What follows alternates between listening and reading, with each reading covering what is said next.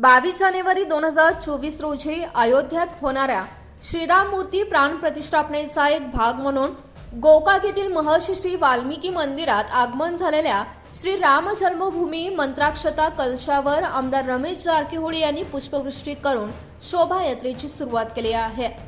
गोकाकमध्ये श्री राम जन्मभूमी मंत्राक्षता कलशाची भव्य अशी मिरवणूक काढण्यात आली।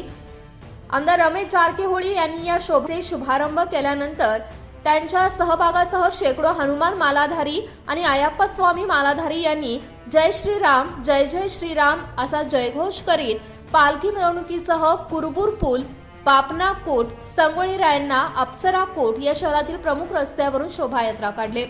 या शोभायात्रेत शेकडो महिला आरती घेऊन सहभागी झाल्या होत्या। या शोभायात्रेच्या मार्गावर मंदिराच्या कार्यकर्त्यांनी रांगोळी काढून त्यांचे स्वागत केले। त्यानंतर ही शोभायात्रा श्री राम मंदिरात पोहोचली आहे। या मिरवणुकीत वाटेत भगवे झेंडे आणि टोप्या परिधान केलेले श्री राम भक्तांचे दर्शन घडले।